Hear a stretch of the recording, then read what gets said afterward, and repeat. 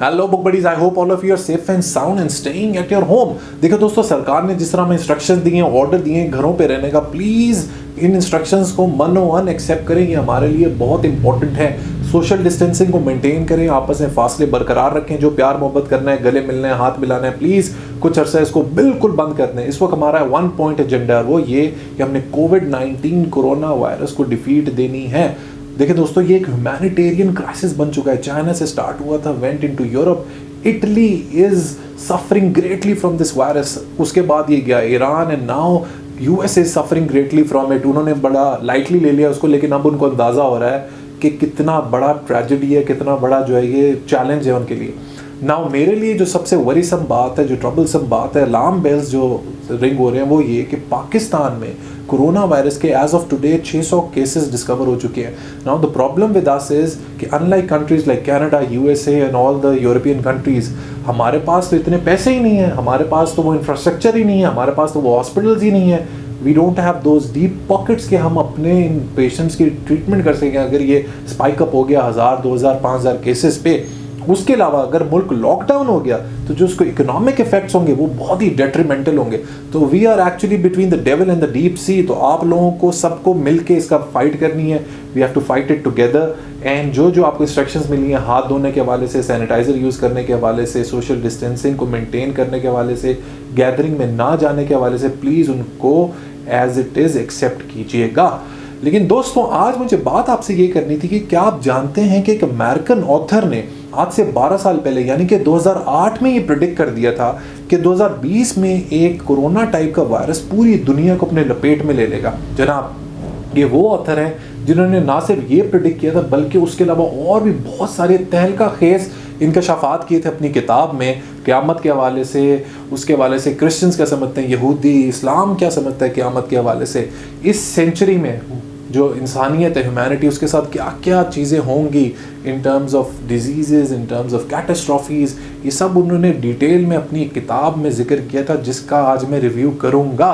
सो मेरे साथ बने रहिए, क्योंकि आज हम बहुत ही इंटरेस्टिंग और अजीब व गरीब किस्म की बातें करेंगे इनके किताब के हवाले से और देखते हैं कि क्या इन्होंने जो प्रेडिक्शन की थी उनमें से कितनी सही हैं और कितनी गलत हैं। सो दोस्तों, मेरे साथ बने रहिए। Don't forget to subscribe my channel, like the video and press the bell icon, ताकि आपको वीडियो की नोटिफिकेशंस रेगुलरली मिलते रहें। Let's be back.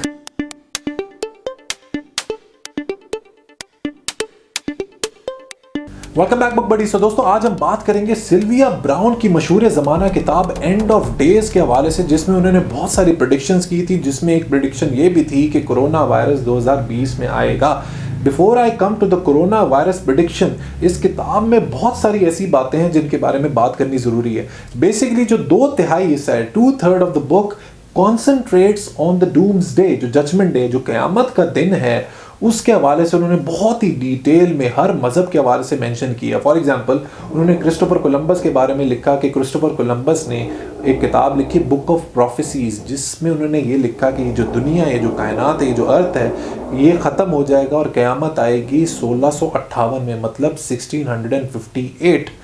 अब ये तो उनकी प्रेडिक्शन क्रिस्टोफर कोलंबस साहब की नाकाम होगी। इसके अलावा उन्होंने तालमूद का जिक्र किया, जो कि जूइश बुक ऑफ लॉ है, जिसके हिसाब से यहूदी ये बिलीव करते हैं कि जो वर्ल्ड है, ये जो अर्थ है, ये यूनिवर्स है, ये इसकी टोटल ज़िंदगी है 6000 साल। तो जो क़यामत आएगी वो आएगी 2240 में, मतलब अभी भी इसको 220 साल दूरी पर है क़यामत। इसके अलावा उन्होंने इस्लाम का भी जिक्र किया कि इस्लाम किस तरीके से क़यामत को देखता है। कुरान मजीद के कुछ उन्होंने तज़किरा किया कि कैसे क़यामत में, जब क़यामत का दिन करीब आने लगेगा तो जो नॉन बिलीवर्स हैं, जो काफिर हैं, वो बेहोश हो जाएंगे। जो मुसलमान हैं, जो बिलीवर्स हैं, उनको बुखार हो जाएगा, they will suffer from cold. सूरज जो है वो वेस्ट से तुलू होगा, खाना काबा का जो तवाफ़ बंद हो जाएगा। इनफैक्ट खाना Kaaba will be attacked by a non Muslim African group, और इस तरह की और भी बहुत सारी तबाहियों का उन्होंने जिक्र किया। इसके अलावा आइजैक न्यूटन का भी उन्होंने जिक्र किया। Isaac Newton, the famous physicist and one of the greatest minds of all time, जिन्होंने ये प्रेडिक्ट किया था कि जो दुनिया है ये ख़त्म होगी 2060 में। क़यामत का दिन का उन्होंने जो डेट दी वो थी 2060, मीन्स अभी भी हमारे पास 40 साल हैं अकॉर्डिंग टू आइजैक न्यूटन। इसके अलावा मायन कैलेंडर का भी जिक्र किया, जो मायन एक ट्राइब थी हिस्ट्री में, उन्होंने ये प्रेडिक्ट किया था कि 21 दिसंबर 2012 is the day when doomsday will come, क़यामत होगी।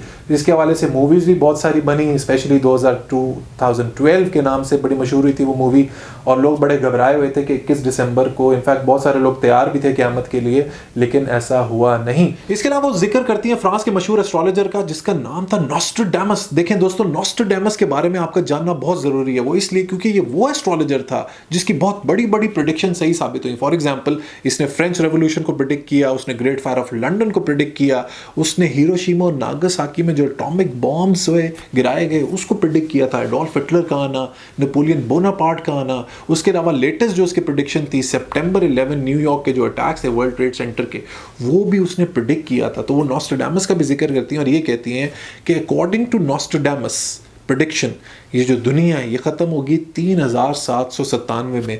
मतलब अभी हमारे पास बहुत सारा टाइम है क़यामत से पहले एंजॉय करने के लिए। सो उन्होंने जो major portion of the book है वो इस पे कॉन्सेंट्रेट किया है कि क़यामत कब आएगी। She is bit of a psychic case. वो खुद भी ये कहती हैं, now she is dead so I won't say much about her. 2013 में इनकी डेथ हुई है, लेकिन जो असल चीज़ है, जो असल मुद्दा है इस किताब का, वो ये है कि इस सदी में, जो हमारी एग्जिस्टिंग सदी है 21st सेंचुरी, उसमें जो उन्होंने प्रेडिक्शंस की उसके हवाले से बात करते हैं, वो बड़ी ही इंटरेस्टिंग। तो दोस्तों अब बढ़ते हैं उनकी प्रेडिक्शंस की तरफ। तो जो उनकी पहली अजीबोगरीब प्रेडिक्शन है वो ये है कि समटाइम बिटवीन 2008 एंड 2020, इन 12 सालों में किसी एक सिटिंग यूएस प्रेसिडेंट को जो है हार्ट अटैक होगा एंड ही विल डाई। वो जान से हाथ धो बैठेंगे। जब वो मारे जाएंगे तो उनके जो वाइस प्रेसिडेंट है ही विल टेक ओवर और वो इमीडिएटली नॉर्थ कोरिया पे अटैक करेंगे। वो इसलिए क्योंकि उनको शुबा होगा कि north Korea possesses nuclear weapons. अब अजीबोगरीब किस्म की प्रेडिक्शन है, ना तो इसका कोई सर है ना कोई पैर। 2020 आ चुका है, डोनाल्ड ट्रंप जो है वो यूएसए के प्रेसिडेंट है, 3 महीने ऑलरेडी गुजर चुके हैं, 9 महीने रहते हैं। तो अगर इनकी प्रेडिक्शन सही होनी है तो इस 9 महीने में ही डोनाल्ड ट्रंप को जो कुछ होना है वो होना है। So let's see if that happens और not, but that's her prediction number 1। इसके अलावा जो इनकी बहुत ही इंटरेस्टिंग प्रेडिक्शन है वो ये है कि जो लाइफ थ्रेटनिंग डिजीजेज हैं, जो जानलेवा डिजीजेज हैं, जैसे कि कैंसर है, अल्जाइमर्स है, हार्ट डिजीजेज हैं, डायबिटीज है, मस्कुलर डायस्ट्रोफी है, अल्जाइमर है, ये जो डिजीजेज हैं by 2050 they will be long gone.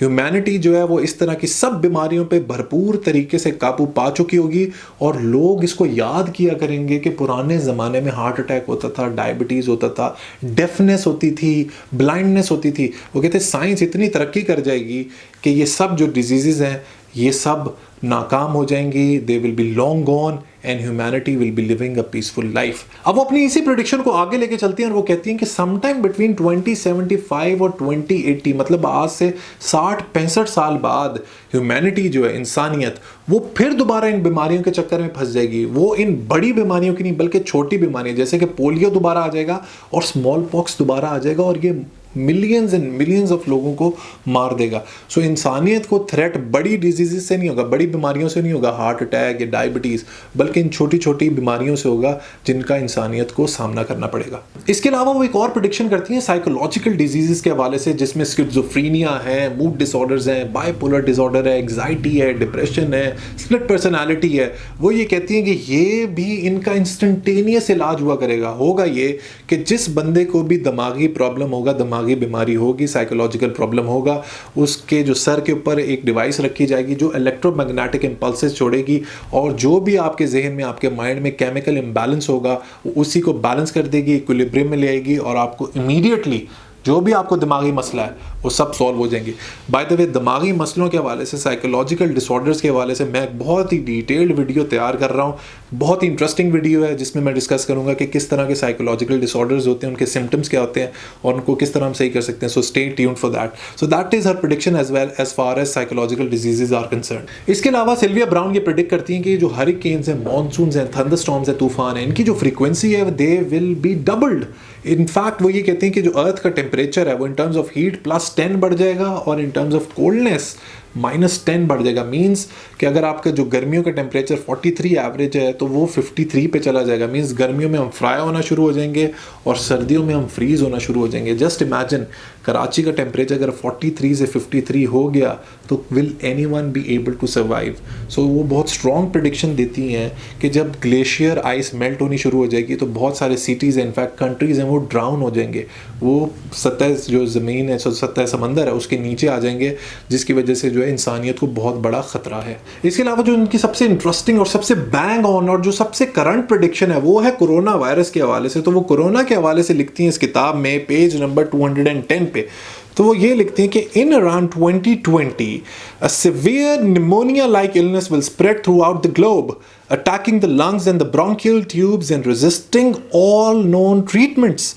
Almost more baffling than the illness itself will be the fact that it will suddenly vanish as quickly as it arrived, attack again 10 years later, and then disappear completely.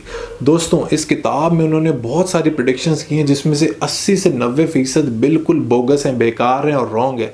लेकिन ये जो prediction है corona के हवाले से ये bang on 100 out of 100 correct है। Year भी ठीक है, जो निमोनिया लाइक बीमारी है वो भी ठीक है। ये भी बात सही है कि लोगों को समझ नहीं आएगी कि इस बीमारी की ट्रीटमेंट क्या करें, लेकिन इस प्रेडिक्शन में एक सेंस ऑफ होप भी है। वो ये कहती हैं कि जिस तरह ये बीमारी ऊपर गई थी उसी स्पीड से ये नीचे आएगी, but it will appear again after 10 years और उसके बाद ये बिल्कुल वैनिश हो जाएगी। तो दोस्तों सिल्विया ब्राउन ने जो प्रेडिक्शन की उसमें there is hope for us कि आई होप कि ये बीमारी जिस तेज़ी से आई है उसी तेज़ी से वापस चली जाए, हमारे मुल्क को और पूरी दुनिया को ब्लेस कर दे, बख्श दे, and we fight out of it and we are successful. That's my prayer to you. So दोस्तों ये था बेसिकली सिल्विया ब्राउन की किताब का रिव्यू। In terms of ratings I will give it 6 out of 10। Not a very interesting read क्योंकि ज़्यादातर पूरी किताब ऑलमोस्ट जो है लाइक ऐसा 2/3 उसकी कॉन्सेंट्रेशन अगेन डूम्सडे के ऊपर ही, और मुझे मेरे पर्सनल फेवरेट सब्जेक्ट्स हैं नहीं। शायद मसूद साहब शायद इससे बेहतर हमें क़यामत के बारे में डरा सकें और बता सकें और इन्फॉर्मेशन दे सकें। But if you are interested in prophecies and predictions then you can buy it. आजकल जो है वो मार्केट में अवेलेबल नहीं है, but you can pre order it और you can order it on Amazon, the e-book. So दोस्तों that's as far as end of days is concerned. In a few days I will talk very elaborately about what we are doing to cover and protect people against COVID-19 and how we can help people. So stay tuned for that video. Until then, stay tuned to my channel and let's read, learn, progress and self-actualize. Let's read Pakistan.